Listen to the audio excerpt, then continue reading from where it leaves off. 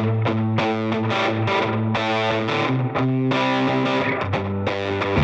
listening to the Cantina Cast, your home for thought-provoking Star Wars talk.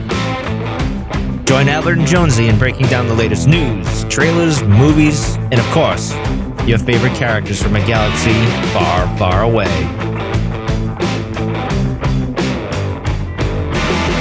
Hello, everyone. Welcome to the Cantina Cast. My name is Albert Padilla, and this is episode 478, our coverage of the episode Entombed, which is season 2 of The Bad Batch. And there's been a lot of talk about this episode already, a lot of good comments, a lot of bad comments, and I've not even spoken to Jonesy about this episode, so I don't know where he landed with it. But before we get into all that, I'm going to bring him on. You look a little upset. I don't know if it's because of this episode. It's fine. It was actually... No, I'm kidding. How are you doing tonight? I'm doing well, man. Actually, I liked the episode, actually. Okay, good. I was worried because you were real quiet when it came out, and I was like, man, I freaking love this episode. And then I went online. I was like, oh, Twitter, wow, you guys are not being nice at all right now. But yeah, we'll get into that in a little bit. But how you doing tonight? Doing all right, man. We got actually quite a bit of news tonight, oddly enough. So we should probably jump right into some of this. Yeah, for sure. Let's do that. Okay, so couple things. First off, they've announced some of the celebrities that are going to be at Celebration 2023 being held in London. And we got pretty much some people that I would expect on here. Anthony Daniels, it's his hometown, right? Ashley Eckstein, Matt Lantner, D. Bradley Baker.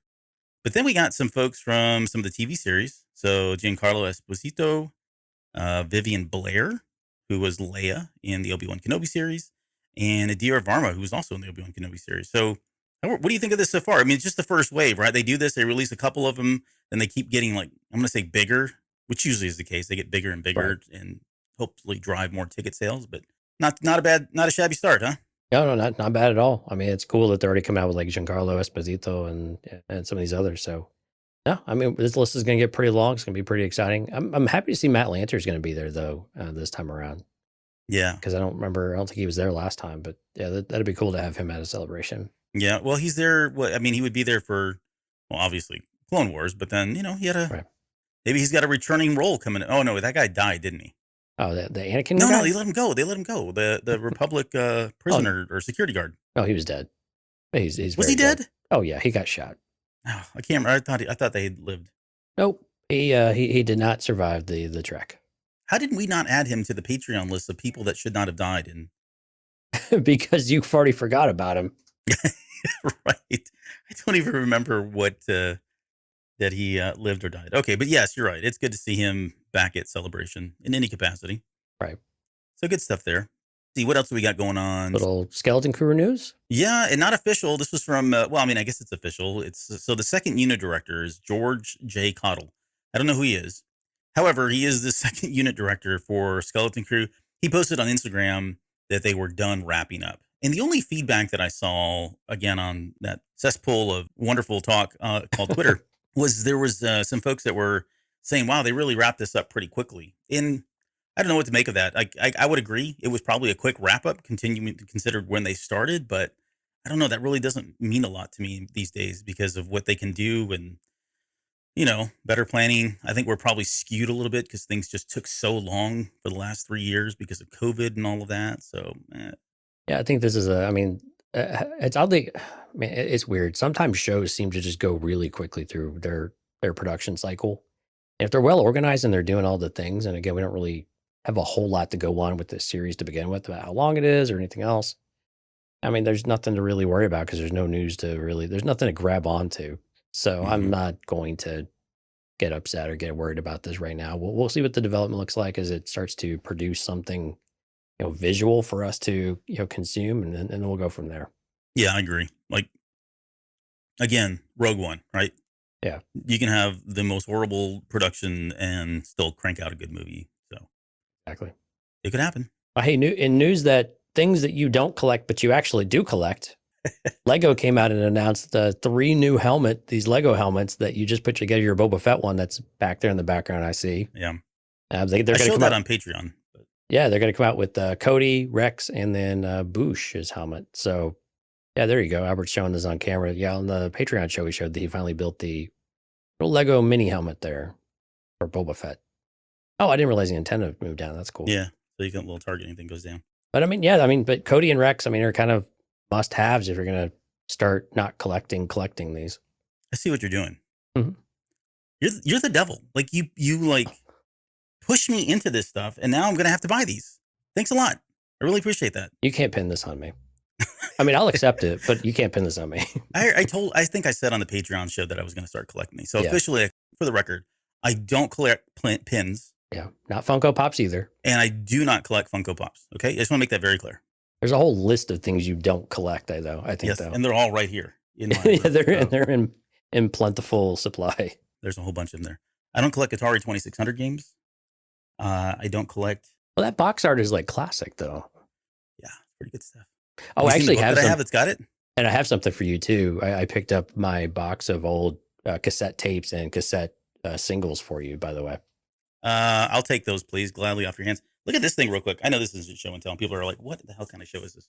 But look at this. This is like, yeah, for those listening, this is the Atari 2600 art collection from cover art of some of the games. The poster collection, I guess. Mm-hmm. That's pretty neat. Does it have like Empire Strikes Back in there? No. Well, then it's worthless. It does not. But I thought it was relevant since we were talking about it. So, yeah, Cody, Red, and Boosh. Well, Rex. I think that was a misspelling on my part. I was like, I don't know who Red was. Yeah, Rex would make more sense. And you sent me the picture of that too. So I am all in on these. I have to get them. Yeah, no, and really cool news, more news here. On Sunday, this coming Sunday, people are going to want to tune into the Patreon show. You go find us over on YouTube. Just search for Cantina Cast. You and Lauren are actually going to host Cole, Rob, and Connor, or also known as Cab, top 3 moments of both season 1 and 2 of The Mandalorian. So top 3 moments overall to date, which I don't know how you're going to do it, man, because it's a tall order. That's a lot of stuff, man, to try to get through and just pick your top 3. You guys are going to have like an hour and a half just dedicated to honorable mentions. I was going to say that's exactly what we'll do. We'll pick top 3, but then we'll have like 20 honorable mentions each. So it'll turn into a 2-hour show. And the best part about this is I'm not going to edit it. So I don't care. You guys bring as many honorable mentions as you'd like. Jonesy will take care of the editing for us. All right. So should we give a little teaser about what you, Lauren, and I talked about today for a Patreon episode for Valentine's Day weekend? Sure, we can go ahead. I stepped right into this one. I just had this crazy idea and I messaged them today. I'm like, guys, we should do top 3 like shipping moments in Star Wars for Valentine's Day weekend for the Patreon show. Man, I've already started my list. So if you want to be on that show, go check out the Patreon and you can sign up and let us know that you're interested. It's going to be me, Steph, and Lauren. And that's probably it. Yeah, I'm okay with it. You're going to have people knocking down the door for that one. I may have to excuse myself. Well, you're going to actually don't want me to be there, I bet, because yours is going to be Maz with, and then insert Star Wars character here. Mine's going to be with horrible. Insert other Star Wars character. Maz with Albert. Maz with, Actually, whatever. in my defense, Maz and Albert was totally Lauren, not me. That was Lauren. Yeah, she keeps not bringing me. that one up. So I'm training her well, though. Nicely done, Padawan. We'll watch your career with great interest. Yeah. Speaking of Lauren, though. Yeah, she's got a new episode of Jedi Novel Archives out. Yeah, she does. She reviewed Shadowhunter, which is the Michael Reeves novel that focuses on Darth Maul. And a really good book. Go listen to it. Go watch her and see what she thought of it. She liked it a lot. And then a little spoiler alert, she's actually got another one cooking in the oven here for looking over the Yoda comics, the first 3 issues of the issues that just landed as recently as this past week. So you are not going to want to miss those. They're actually really good. Those are really good issues and a good story. And Lauren did a great job on recording that content too. So that'll be out soon as well. But go listen to Shadowhunter. It's a really good episode. Yep. Good book. And the book has a great happy ending too. So if you like happy endings, that's the book for you. Yep. Especially the ones where you cry uncontrollably. All right. And I think that'll do it for the news. Do we got some Patreon folks with us tonight. Yeah, we sure do. So special thanks to all of our Patreon folks as usual, especially our now part of the tribe members, Mike, Rob, Lauren, Dante, Risk, Justin, Jackson, Sharkman, Dan, Daz, Isabella, and Uncle Leon. Delusions of Grandeur members as well, Rod, Kathy, and Hard Counter. Thank you all so much for all your continued support. In the live chat tonight, again, if you're listening to this, we do a live stream Sundays and Thursdays at 9 p.m. Central. And in the chat tonight already, we got Jonathan, Stephanie, JJ Skywalker, Brisk Bayless, Lauren, Dale, Qui-Gon, Sky, Music Train, and Rob. Several of those people you will see this coming weekend if you tune into the Patreon show on Sunday night. And I don't know if I even told them, but yeah, Cole, Rob, and Connor, you guys are in. So yeah, Jonesy broke the news tonight. You're welcome. This is why I usually reach out and do all the confirmations with people showing up on the show. I don't do this. I'm just kind of like, whatever. Show up if you want to show up. We'll get you on the air. All right. Thank you, guys. No, seriously, thanks everybody for your Patreon support, and we really appreciate it. It's been helping quite a bit here with all of these freaking episodes we're cranking out. All right. Well, let's do this. Let's get into and talk about Entombed. And like I said out of the beginning, I really, really enjoyed this episode. And I get it. There are a lot of people that are upset. And what I would say is, okay, we're still only a fourth of the way through the episodes. You can't say they've all been filler because they have not. We already talked about the first, in my opinion, this is how I rationalize it. Take it for what you will. The first two for me were set everything up, get everybody reacquainted with who's who, what are they doing, where are they, that sort of thing. So you get a free pass on that one. The second episode was arguably one of the best episodes ever of this series, right? Right. And then we get into this episode, which is not necessarily filler, because I think there are some things that I think people are just grossly overlooking in terms of what this episode did. Even if it is small, there is something important about it. And so I don't understand where all this negativity is coming from. On top of all that, let's just put all that aside. The fact that it was like this massive love letter to Raiders of the Lost Ark and Indiana Jones. I mean, I can't tell you, like, I was just like, squealing out loud at some of the moments and the music and just so many different aspects of this episode, more than even the first two episodes did. This one really had a lot of deep cuts and references and Easter eggs to Indiana Jones and Raiders of the Lost Ark specifically. I swear it was John Williams composing the music, because it was right. It was lifted like right out of Raiders, and it was just it captured the spirit, the archaeological spirit, the whole Indiana Jones vibe. You're right, and that's why, like in the description, I was like, they finally just dispensed with the pretense, right? And it's just the love letter to Indiana Jones. Those are great movies, so why not, right? And I think it kind of fit like the vibe they got. They nailed it, and it was just fun. I think it was just a fun and interesting episode. We kind of called it on the this being the monster episode as well. A little bit of an interesting fit how that kind of worked, but man, it was just enjoyable. It was just fun. I mean, music, I mean, the lighting and the animation and all of that was, of course, top notch as usual. We're going to start taking for granted at some point, but man, just an enjoyable show, I thought. Yeah. So the other things I would add, okay, so for the writer, Christopher Yost, so this was his first entry into the Bad Batch series. Prior to that, he had done several Rebels episodes. Doom, which, if you know that episode, is one of the best ones out there, in my opinion, as well as a number of other ones. Like, he's really kind of cranked out some massive Rebels episodes. But prior to that, I had known him from the Marvel universe. Like, he's been a writer for a lot of different Marvel comics. He's done a lot of Marvel TV series and that sort of thing. So when I saw his name on here, I was pretty excited because I've always enjoyed what he's done. So I really do love the fact that he did what he did. And what was really exciting to me is, I think we all have to realize that, again, this show is primarily aimed for younger audiences. And a lot of times they've not sat there through the Indiana Jones trilogy for whatever reason, right? Either the parents didn't watch it, or it's just so old now. It sounds like, I don't know, it sounds blasphemous to think that, but that's the reality. And if I was a 8-year-old, had never seen those movies, and I'm watching this episode with everything going on, yeah, there's a lot of moments in here that are directly from those movies, but it had such a sense of adventure, a sense of wonder, a sense of intrigue, right? Those three things are like very synonymous with what made the Indiana Jones movies so phenomenal, right? And you got a lot of that here. Now, it just happened to be in the Bad Batch. But I would say the other thing that really stood out for me was this was kind of a Phi and Omega kind of episode. And I don't want to dismiss the fact that we saw a very different Omega in this one. Maybe not different, but another dimension to her, right? The level of adventure, wonder, and intrigue was like different level for her at this point, and she's looking up to Phi. And again, because it's Dave Filoni's storytelling, right? He's not telling the story for 2023.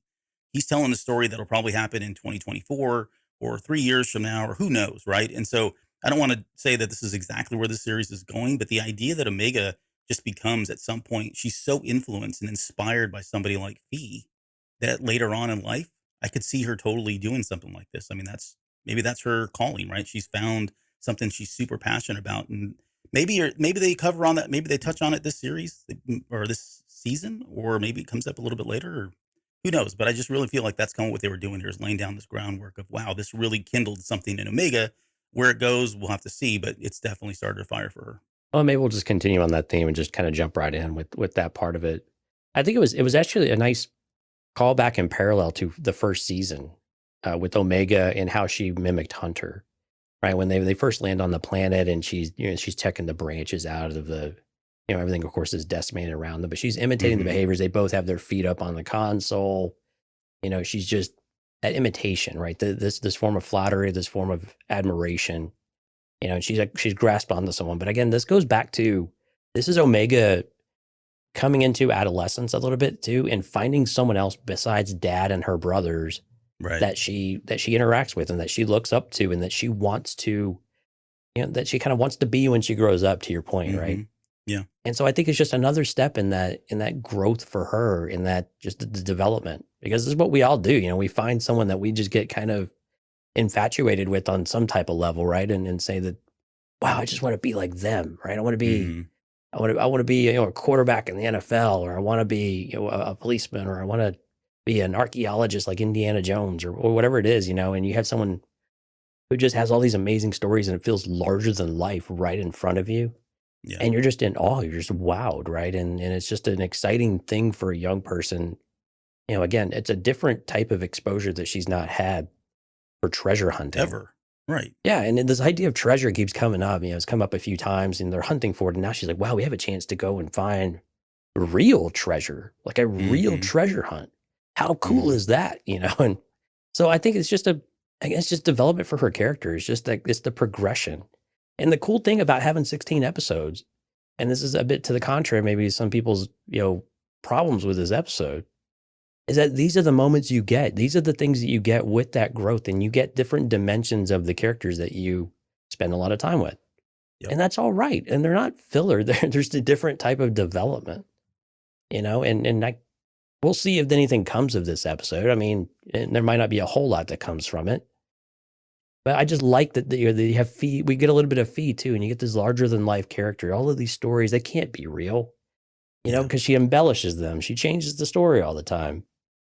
But Omega's just in awe. She's just awestruck, with all of these stories. Even I think Omega probably realizes they're a little exaggerated. Sure, but there's still a lot of truth. Okay. There's still a lot of truth in legends, right? Right. As we saw in this episode, yeah. Exactly. So it's just a lot of fun for her. I like seeing that part of Omega come through. Okay, so before we get into like the step-by-step breakdown, I got one thing I need to get off my chest. Who the heck decided to put a skip intro on the Bad Batch? Like, if you ever press the skip intro, you save like half a second, and it's so far down into the show. Like, let me skip all the other stuff. Yeah, like stick it at the very beginning right when I hit play, skip intro. I gain nothing for that half a second that you give me there. So thanks, Disney Plus. Okay, now that I got that off my chest, all right, let's talk about. I hope you feel better now. Yeah, wow. Yeah, I do feel a lot better now. Let's talk about the breakdown. It opens with Omega and Wrecker, which I think we've talked about this. I really enjoy like their relationship. We talked about it in the first two episodes.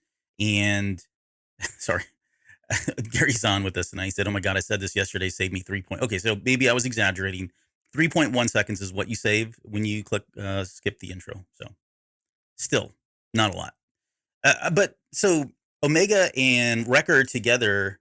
I like all this. I like their interaction. It's like two kids. It's almost like the same like mental age, honestly. If you think I like that she still keeps that youthful enthusiasm with him. And he's still like, yeah, let's do it. Yeah, and you still get that twinkle kind of in his eye. Yeah. His only good eye, I guess.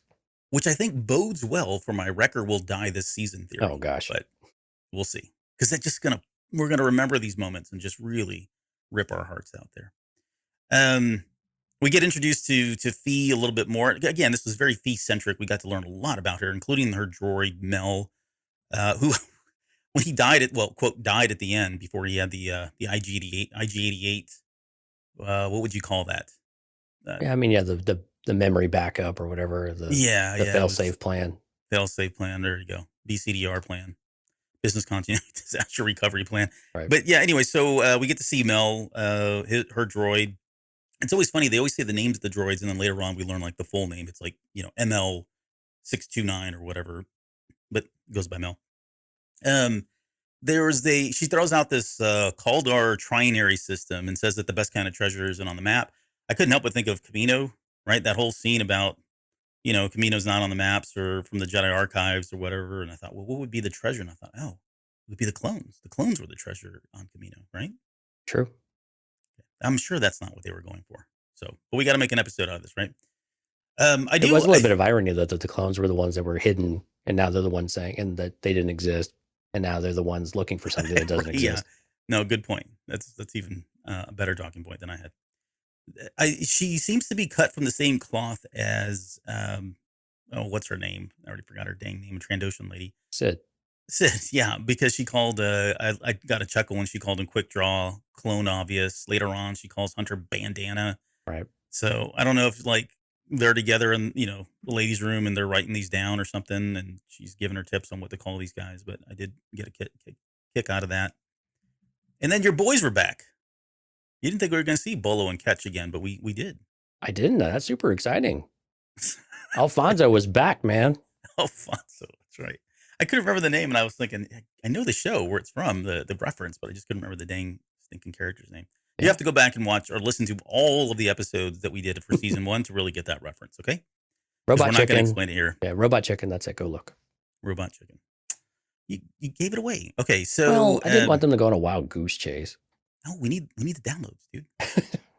And then we finally got that scene where she goes, "It could be fun." So we finally got that out of the way. I think that's her secret. That's her secret superpower, man. Yeah, is that she's just going to say that every episode. It could be fun. Now, in all seriousness, I did enjoy like Hunter in this episode was very interesting. Like when you watch his, the way he, I guess, his just body posture, right, and what he's doing throughout this episode. But I found it interesting though when she said that it could be fun, he actually turns to Echo and looks at Echo, and I like the respect there. Like of all the people, like it's Hunter and Echo, and it doesn't seem like Hunter's going to make decisions now without Echo's kind of guidance and making sure it's okay with him too. I think he acknowledges that this guy's been here around a while. He doesn't really do that with the other guys. It's kind of like he just calls the shots. But well, Echo's usually the one with the problem too. So yeah, he's exactly right. I think even Echo knew. He's like, man, we got nothing going on. We might as well do something. Yep, it's a lot like us. You're kind of the Echo of the group. So like you keep me grumpy and you keep me in check. So yeah, no, I'm kidding. That's a total joke. It's not really boding well for my right arm, I guess. But all right, so they decide to go with this crazy plan because, like you said, they got nothing else going on, so we might as well. So they get to the planet, and here's where I want to get to like the first question. Like, this Sentinel droid, and we'll just kind of skip to that whole piece. I don't need to know, but then I need to know. It's one of those things again with maybe it's just me, but like I really am like stuck on. I mean, it was all awesome, like all inspiring and visually entertaining and all that when that thing came to life. But then I started really trying to think about like, what is the purpose of this mecha droid, this ancient droid that was created? Because it seems like its purpose in life was to literally just scorch this planet nonstop. So what is it about the planet that it was trying to keep in check or keep dead or was it we'll just ever find out? I don't think we will, but I don't think so either. Or was it just dropped there? Again, I kind of think this was just like a Monster of the Week type of episode, and again, a bit of an homage to what they did in Clone Wars. And just for, I mean, a bit of a, I don't really know. I can't figure out what it was. I mean, that the planet was scorched and just decimated makes some amount of sense. Either to defeat it the last time. Part of me is like, well, how did they get it just to lay dormant? That doesn't make any sense unless it destroyed everything and then just went to sleep because it got bored or what. But there's a lot of questions there, I suppose. Yeah. When you unearth something that's just laying there and the trigger is to, take the key out or take the heart out. And then the way to kill it is to just put it back in place. Mm-hmm. There's a slight disconnect there in the storyline. That was a little bit wobbly, but yeah, whatever. well, and that's part of the intrigue of it all, right? I mean, the guy just could have been making stuff up and really wasn't thinking about anything more than just interesting things, right? And talking about Christopher Yost, but yeah, I don't know. I'll probably be losing at least another 2 nights of sleep over this thing and why it is what it is. And then the compass, like the compass came to life or was activated when they got to the planet. So therefore, you would think the compass wanted the droid to be activated. So something wanted it to be working and destroying. I actually like your theory. Maybe they just dropped it here and said, "Man, this thing just keeps blowing up everything at the house." So I don't know, go dump it on that planet over there and just let it go, wild. But I do wonder if it's more than that. Yeah, I do like that it was trying to get back home, basically. And it wasn't trying to lead. It wasn't like someone, I mean, you could clearly say that someone had that and they took it away in order Hmm. to, I don't know if that disables it, but at least not to find it. And it just ended up. Now, why you would leave it in a glove compartment, I don't know. I mean, this is like when parents don't hide things from their kids very well, but it's still, it's still just an idea of why don't you just destroy the thing unless it's not able to be destroyed. But I like the idea of the compass. Again, it's the MacGuffin, right? It's just you got this object that you're either trying to pursue or that you have that leads you to adventure. It leads you to something fun, and you don't know. And I thought the way they did it too, with the lights and and it just the lesson like it's been reclaimed, by Skull and Null, or whatever it was. Yeah. Which is, I mean, and Omega just ate it up. She's like, Oh yeah. wow, it was reclaimed.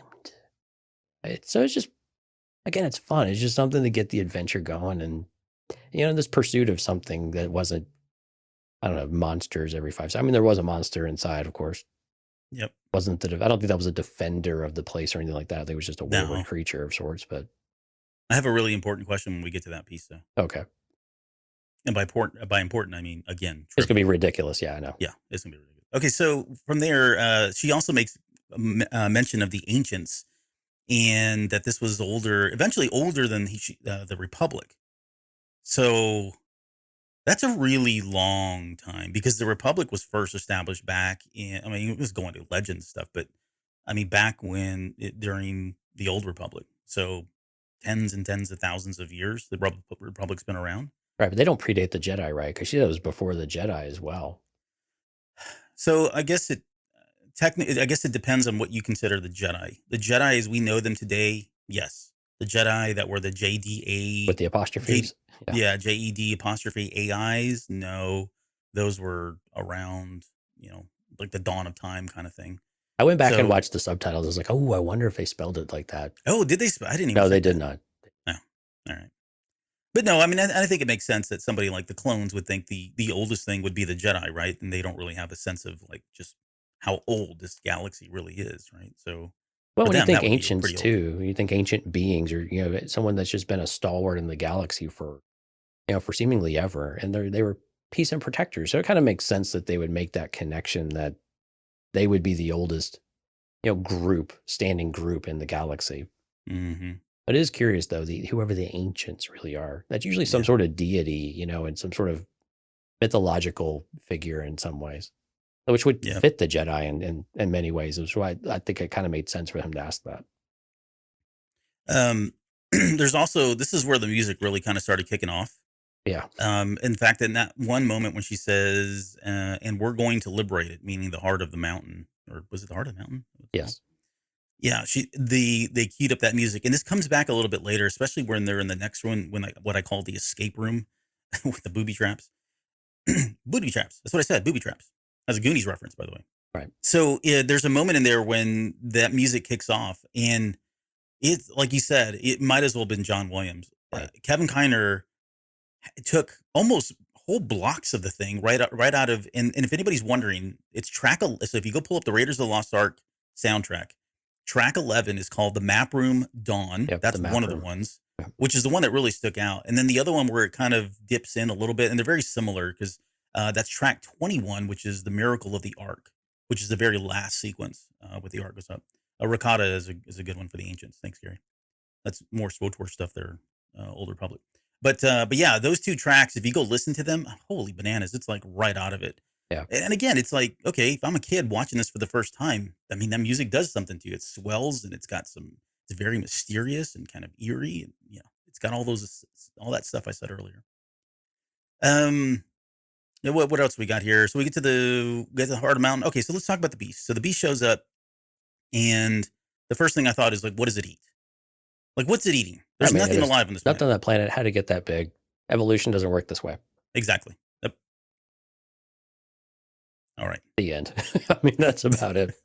Well, so the question, I think, in all seriousness, I think I like the fact that it showed up.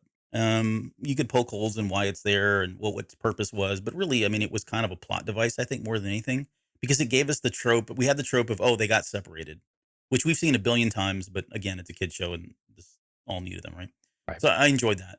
And then it gave us another dimension, right? There was another level of danger or risk that was happening because you had this beast that was roaming around. So not only were you worrying about everything else that was going on, the booby traps and the risk and all that stuff, then you got you got some group that's being hunted by this beast. And so it was just, again, it was just kind of all swirling into this really cool, fun adventure, right? Right. And the only part that I Um, didn't really enjoy about them getting separated was that they just took this tunnel and there was no risk at all. They just kind of showed up and, hey, hi I, guys, we're here. yeah, I should have just went with them, right? Right. Yeah. They didn't need to turn the world upside down or anything else. They didn't need to go in and do any more puzzles. It was fine. Just follow the See, hole. well, and the way I rationalized it was, okay, when that cave in happened, maybe it opened up an area that wasn't previously open. So, I you know, did the same. I all right. explained it away. I Star Wars it away. It's mental gymnastics, but you'll get there. And again, we really shouldn't be focusing on these things, but we do. That's why you're here, actually. We made an entire podcast on it. Let's see. So we get to the tunnel puzzle now. This is like right out of the Last Crusade, where he's got to jump on the stones, right, with all the different symbols and all that. Right. I thought it was interesting though, because Hunter, like, this was a real, like, nearly almost died. He would have. I don't know. Maybe it was only 4 feet down. I would imagine it was more than four. But had he not thrown his little grappling hook up there and they saved his life, and of course she returns the favor a little bit later and saves his life, that kind of thing. But I thought it was. He seemed pretty stoic about it after he got back up. Like, yeah, no big deal. A little bit. He warmed up to her a little bit after that, I think. Yeah, I think so. I think that was kind of a turning point for him. Yeah, I was looking though, because I was like, man, the grappling hook, the stones were raised and there were grooves and everything else. Like, man, surely it was gonna grab something and why she needed to grab it. But I looked and like, no, it wasn't grabbing anything as it went by for whatever reason. No. I mean, it was kind of a Hail Mary. Yeah, Let me throw it up exactly. there and hopefully it'll impale her or catch something. There's there is the other line. She says, or Hunter says, "You're making this up as you go," and that's directly from Raiders of the Lost Ark, where they're sitting there and Yeah, I don't know. Sala, I think, asks him. Making this up as I go. And he's like, "I don't know, I'm making this up as I go," and jumps on the horse. That whole sequence. So it was a nice callback there on that one. She drops the bandana comment or reference there as well. And then Omega, this is where she loses the compass, and that Scala Null has reclaimed it. Right. I was thinking of like the Goonies. There's a scene in the Goonies too where they've got a key. There's actually moments of this too that were closer to Goonies than maybe Raiders of the Lost Ark, but I think it was a culmination of a lot of those. I know Becca from Tarkin's Top Shelf, she had mentioned that there was a lot of Jedi Fallen Order, some of the sequences in here as well, like puzzles and stuff like that. So It's I like think it's just it's like every video game though, I think. But yeah. yeah, you could throw in Tomb Raider or some of these other ones just like that. And I mean, Goonies and Raiders, I mean, they're a product of within a couple of years of one another, right? They were right around yeah, the same time, that 1981 range. yeah, Goonies is a little bit later, but But it had the yeah, same, it captured the oh same yeah, spirit though. Yeah. yeah. And Spielberg was the executive producer on that show, Right. so with the story that he helped contribute to Yeah, it was like Indiana Jones for kids or with kids. with kids. Yep. We finally get to the heart of the mountain, and she was talking about, like, I'm thinking, like, who's going to buy this thing if they did. Anybody, I don't I know. guess. Luthen Rail. I don't know how old he is. He's probably like 15, but Maybe the he's got Empire money. could power the Death Star with it. You don't know. That'd be cool. This is the kind of stuff that I really like, though, because there's so many questions. This is very intriguing. There's so many things that they threw at us in this episode they don't explain that I got a lot of questions over, but we'll never know. And then this whole thing kind of comes to life finally, and it was just really cool, like the spectacle of it coming to life. How slow it was moving, how menacing it was. It was massive. I thought the explosions. What'd you think of the effect? Like when the blue lit up, like the particle effects in this episode, like across the board, were really good.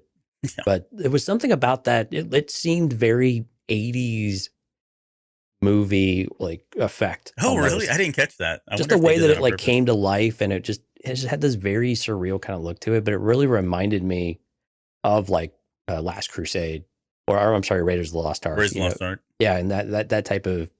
I mean, it wasn't. I mean, it was obviously all 100% CGI, but I mean, Sure. it just recalled. It just still captured the themes of that so well, and it didn't seem. It was very Star Warsy, but it also had this kind of depth to it a little bit that I wasn't Yeah. expecting. Yeah, that's interesting. I wonder if I could see them totally doing that, right? Going to like that 2D colored art, layover It was very of the much like a film. like a Sarah like art cell where Hmm. they do layers, but they have distance between the layers. It really felt like it had a lot more depth than it should. But if whoever's listening to this, go rewatch that and just see if you catch any of that type. If you get that kind of vibe as well. Yeah. We get the Zillow Beast back. I know it's not a Zillow Beast, but It was you know, effectively a Zilla Beast. Yeah. effectively it was a Zillow Beast. We get Fee's death, and she's hanging there, and Hunter kind of saves her, returning the favor. What he does say there is, "Come on, we're not out of this yet." That was Han Solo, Han Solo. Yeah. yeah, in Episode 4, saying that to Luke. And then I screamed, "Mel's dead!" Like when they shot I was like, "Oh my god, they killed that droid!" And of course, you know, I got over it. Kind of thing Lauren, happens back all the me up. That was time. sad. What? Kind of thing happens all the time. Right. So here, I don't know how many people watched Super Mario or played Super Mario 64, but if you did, when you fought Bowser at the very end, or a number of the creatures in there, the way you would beat him is you'd go around his back, grab his tail, spin him around, and then shoot him, off the thing or whatever, and he'd say, Right. "So long, ye Bowser," or that kind of thing. That's exactly what I was thinking here when he did it. But no, in all seriousness, I did. Well, I did think that, and I actually thought it was kind of cool. However, I did like the fact that Omega had a role in this, right? She had to shoot the glass or whatever, and she did that, and she was actually pretty good with the bow in this one. Like she's definitely they're making her. Oh, dude, she's a true shot. She was like Yeah, this in episode 1 too. I yeah, mean, her aim is true. yep, yeah. No, it was good. I really enjoyed that. And then of course, they stick the thing back in there, and then it melts. Which I'm like, okay, so why did it melt? But then the droid's down at this point, Yeah, this was one of those. All right, we got to finish this episode up, or we're getting on 20 minutes here. right? Budgets, we're out of money. Cut it. Got to start cutting it.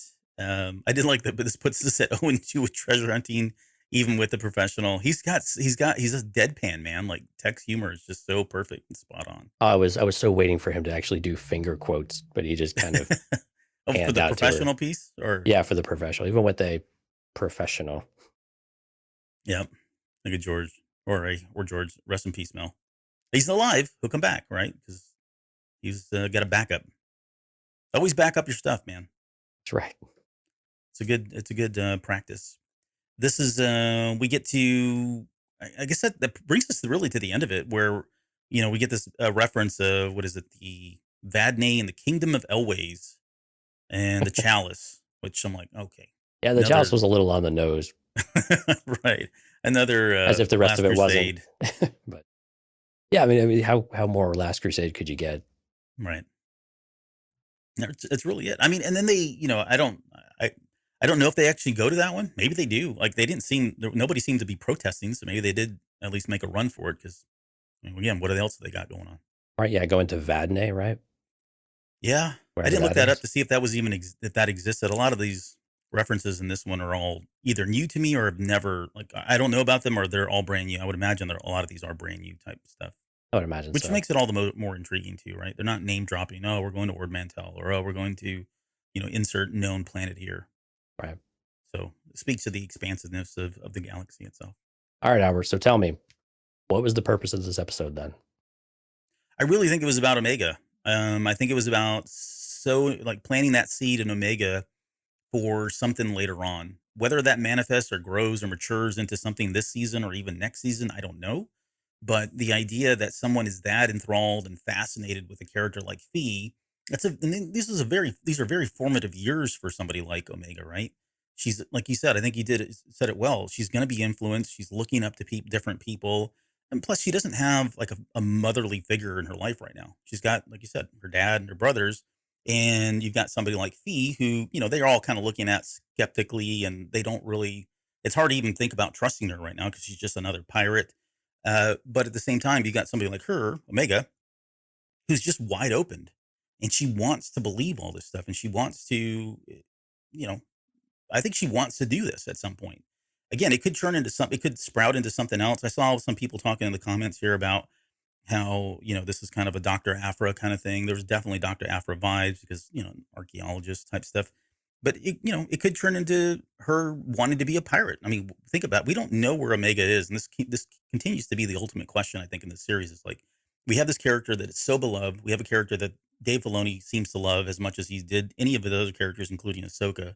He's putting so much into her story, and her origin is really what we're seeing here. So you got to think that he wouldn't just kill her off when she's like 10 years old or 18 years old, Oh, right. right? She lived on to do something. And if she did live on to do something, it probably wasn't with the Republic. Otherwise, she would have popped up.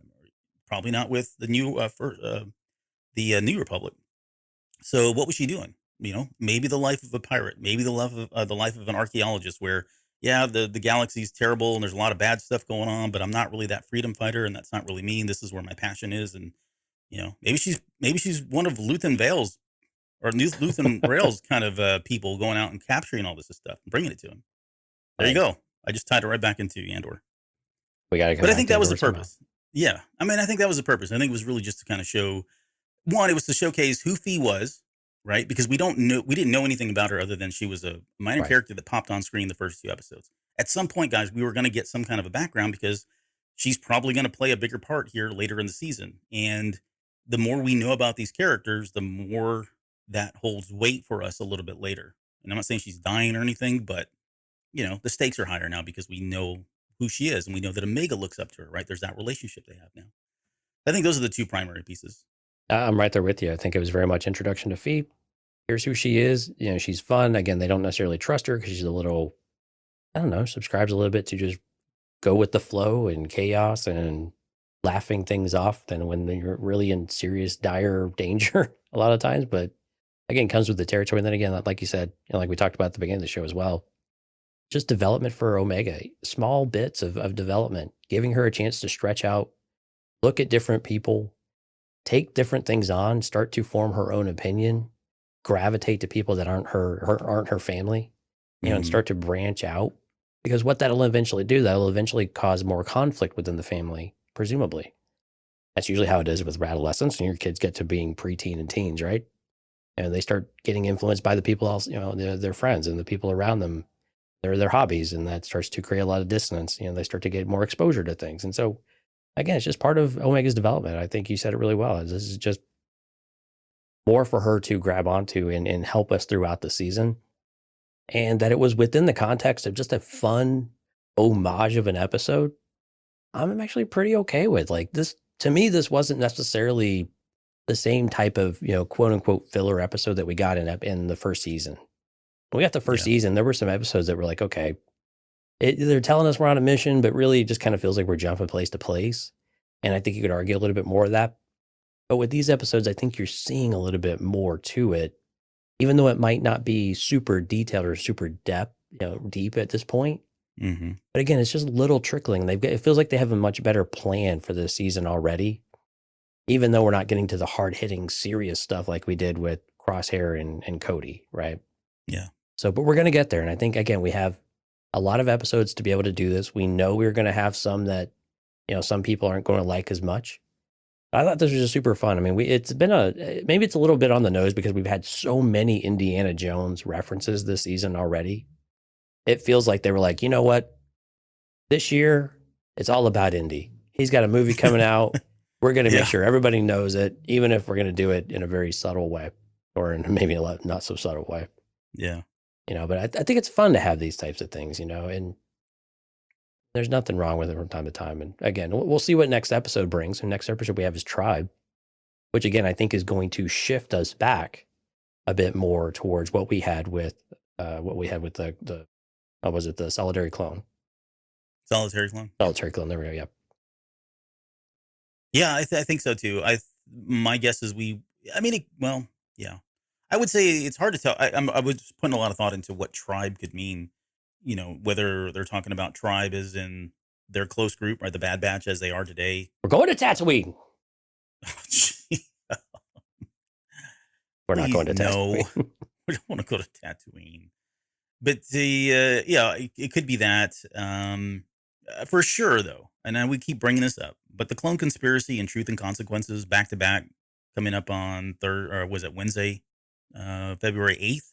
Yeah, it's just a couple That weeks one away. is. I mean, yeah, I mean that's the thing. Like people are you just chill out. You guys have not. You're not paying attention. These 16 episode series, 24 episode series. You get a couple of these, and then we get back to the main stuff, and then we break away for a little bit, and then we come back. It's just the formula, right? Yeah. If they paired out all of that stuff, and all you wanted was just kind of like the main story mythos type stuff of what's going on with the Empire and Omega and all that, then we'd be down to like 6, 8 episodes, and we'd be done, and we'd be over with. But don't like it, stop watching these episodes. Well, this is the thing, like with Or Clone just Wars. wait. If you go watch it and someone comes to you and says, Albert, what am I going to do with Clone Wars? And you're going to like, well, here's a website, or More here's my essential Clone War arcs. Exactly. It's not 7 seasons of Clone Wars. It's not. But that doesn't mean that they weren't good episodes or entertaining, right? And I think we're in this mode right now. It seems like everything has to be this really hard-hitting and powerful story every single time in 22 minutes. And I'm a little baffled by that. I'm a little baffled by that. I mean, well, what's the reason? So, and this is strictly my opinion. Sure. I think the reason is just this onset of on-demand, high production value television that's only 8 episodes long, right? Look at The Last of Us. Amazing show. I've already watched the first 2 that have come out, but it's only like 9 episodes. And don't get me wrong, it's a video game. They've compressed a lot of stuff. Right. But you look at that, you look at like the Lord of the Rings series that came out, right? Any number of series that have recently, the Game of Thrones one that came out, they've condensed these things down, and they're really just kind of throwing the red meat constantly. And people argue that not every episode's like that too, and I get that, right? But they really are trying to like cater to these smaller production. They're not dragging this out for 16 episodes and driving the production cost to millions and millions of dollars. They're giving you this very condensed, just the facts kind of storytelling. And I think a lot of people like it. And I do too. I appreciate it. I do like that a lot. But I think what this is a throwback to some of the Clone Wars stuff, or a lot of the television that we grew up prior to that age, which was really only about, honestly, 3-4 years ago. Yeah, it wasn't that long ago. No. And so, yeah, it's a different kind of take. It's the same thing that happened with like Netflix, right? There used to be a time when, and I'm going to sound like an old curmudgeon on a soapbox here, but there used to be a time when we would sit there and watch television and wait week after week for the episodes. And we've talked about this in the show. It was truly episodic at that time. It was episodic. And you'd have the water talk, and everybody was talking about it. You record on your VCR, watch it back a few times, and then you were anticipating the next episode to come out. And now it's like the day and age of I'll just binge watch it, or I'm not going to watch that series until it's finished, and then I'll go back and watch the whole thing. Right? All of that I think plays into this, and I think what people are expecting is like we should have 16 episodes of hardcore empire building, clone destroying, Omega Bad Batch type stuff all day, every day, and there should be nothing else happening, which is just completely unrealistic because that's just not the storytelling that we're getting here. I mean, I would love that. But there's a part of me that's also like, man, that's exhausting.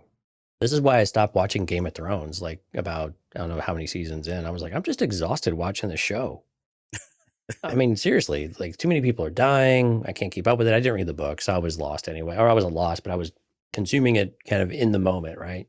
Yeah. But it was just a lot. I mean, and I'm okay with some mental breaks. Now we could argue, are they happening too frequently? We can have some opinions there, and that's fine. I'm not discounting anybody's perspective on that, of course. But again, it's something that you got a 16 episode season. It's okay to take a breather because we're going to get back into the stuff that you're really wanting to consume from the key story aspect. But this is all part of the story. It's all getting us there. And even if there's small little tidbits, there's little things that still build on these characters that will have some influence on them. It might not be some giant payoff, but some influence on them where you're going to go back and look and say, look at this. We've been telling you this since episode 1. And remember, we've seen this here, here, and here with Omega or whatever it is, or with a character like Tech or with Echo. Right. So, I mean, those are the things we're going to go back and look, and you and I are going to go back and pick those moments out and say, these are the things that we were looking at the whole time we were telling you about to kind of keep an eye on. Yep. And again, each one's going to have their own spotlight. So it's going to be a little bit different each time. But I mean, this was just fun. You know, and again, we're going to get back into, I think, to the more serious stuff here with Tribe, because with Truth and Consequences and some of that, those episodes coming the week after, It'd be heavy. this is going to be a setup episode to start bringing things down, presumably. Yeah. Right. So we know we're going to have these ups and downs and these troughs and whatnot. Now it's time to build things up. Hey, we're going to probably be a nice, strong family. Maybe a little bit of things rubbing the wrong way, and then something's going to happen. Yeah. And so if that's what you're waiting for, I think you're about to get exactly what you wanted. And I think this next episode is going to kind of be back in that wheelhouse of what you're looking for. Again, we haven't seen these like some people have. So we don't know. We're just speculating based on, what we see and kind of the progression of the episode titles, general impressions we kind of get, but it certainly feels that way. And again, these are pretty typical, ways that arcs work within TV series. So I have a reasonable amount of confidence that some of these things will be excuse me, will be reasonably accurate. Yeah. Yeah, it's that natural ebb and flow and Exactly. the rise and fall of storytelling. So you're going to have it multiple times in 16 episodes as opposed to 8 or 6 or whatever. I mean, before you know, we're going to be halfway through. I mean, we are with 2 episodes coming in a couple weeks. I mean, we're halfway through sure. already. So, I mean, this thing is going to be building steam and momentum. We're going to need a little bit of a breather at times. And I think that's okay. Yeah. I mean, honestly, just based on the titles of the episodes ahead, none of these look like Monster of the Weeks. I mean, it could be completely wrong, but you could infer quite a bit in here that seems very, very much aligned with that main story in some way. I mean, again, with a title like Entombed, I mean, I don't get anything right. Let's just throw it out there. I get 0 right, or I get very little right. And even I called this one. So it wasn't a surprise, right? I mean, we knew, and we saw it in the trailer. We knew we were going to get him out. We knew we were getting the Zilla Beast. Right. I didn't really particularly care for the Zilla Beast episodes. In this one, I probably could have done without the Zilla Beast part of it, and the rest of it would have been fine. But it didn't take away from my enjoyment of it. Yep. We'll have that. We'll have to, when we do like the final hype shows, we'll have the Razor Crest moment, and then we'll have the Zilla Beast moment in honor of you getting this one right. Right, yeah. Jonesy, what's one thing you think you might get right this season? What is the most obvious thing that you think is going to happen in this episode? I would get it wrong. It just... Oh, my goodness. Omega's coming back, and then like next day later, no, Omega's not in this series. She's getting her own. Yeah. Mm-hmm. Spinoff series. All right. Well, again, good episode. I enjoyed it. I enjoyed the heck out of it, to be honest. I really, really did, because of all the Raiders stuff, and just it felt like being a kid again. So, but again, it's not really... Show's not really made for us. It's made for younger audiences. We just happen to enjoy it, and there's some little nuggets in here for us from time to time to kind of pull at and pick at and play with. I was impressed with just how well they captured that spirit with the music. When the music was playing, you're like, holy crap, I do feel like I'm watching Raiders of the Lost Ark. And that's kind of cool. Thing. Yeah, that's cool. That's kind of fun. I mean, they just captured it so well within Star Wars. I was like, heck yeah, I'm all right with this. Mm-hmm. All right. Well, we teased up Tribe, so that'll be the next episode. And then we've got, again, this Sunday, we've got the top 3 moments of Mandalorian seasons 1 and 2. We're doing this in anticipation of season 3 starting here March 1st, I think. We are about 30 days out, believe it or not. I guess with the short month of February, we're right at 30 days here. So it's time to get on the hype wagon of the Mandalorian. We'll start with that. So. Yeah, so visit over on YouTube. Make sure you subscribe and hit the notification bell and get all the things. We had some awesome chat tonight, so we'll run through some of our shout-outs here. Jonathan, Stephanie, JJ Skywalker, Risk, Bayless, Lauren, Dale, Qui-Gon Sky, Music Train, Rob, The Dale Man, not to be confused with Dale, Jorge, Gary, and J-Dubs was out there. So, Jeff, thanks for coming out as well. And again, Jedi Marvel Archive out on the YouTube channel as well. Lauren's got Shadowhunter, the Darth Maul legend story. Great story. She did a fantastic job. Go check that out. Let her know how much you love it. She's had a lot of great comments already. I think she's also asking you for your feedback on which Legends books to maybe prioritize as well. I know I've already put mine in there. I have some sway, so I'm going to get my way. And I'm not going to keep rhyming because that's not that lame. Anyway, but I did it anyway. But anyway, so go out there and tell her which books you are interested in. I think someone already threw out the Darth Bane trilogy. And some others, of course. Republic Commando is always one of my favorites. I was trying to grab the Darth Bane trilogy, but I'm sorry. Yep. So I think, someone made that comment, and I think she's heard that one loud and clear as well. So go check it out. Yeah, there's the Revan book stuff. Drew Capture, it was Carpershen, right? Yeah, Drew. Yep. Mr. Drew, who did those. Yep. Fantastic series. Has she read Revenge of the Sith, the novelization? I don't know. May have to get her a Lauren, if copy. you're in the chat still, if you've Oh. not fallen asleep. You know, she admitted that she falls asleep sometimes and just lets this thing play even after we've already ended the show. So it could be that she's passed out. But if you have not, and you're still within the sound of my voice, get a chance, go read Revenge of the Sith, because I would like to see somebody actually do that one, because there's so much in there that's not in the movie. That's like, And it's still considered like the gold standard when it comes to novelizations of the movies. yeah. And what you can really do to enhance. Although I think things like Last Jedi did a good job of that They too. did. Maybe not better than Revenge of the Sith, but the Last Jedi book actually did really well. Rise of Skywalker gave Ben Solo some dialogue, so that was something. Here we go. I wasn't going to say, because I knew I was just like setting you up for a spike, but I had to at least mention it. Yeah. But anyway, go check out Jedi Archive. She's got Yoda coming out here shortly as well. Good series, 3 issues. She's going to cover them all. You're not going to want to miss it. Yep. And we just confirmed, we're just getting word, yes, she has indeed passed out. So with that, we're going to end the show. Good night, sweet princess. We'll see you guys here in just a few more days.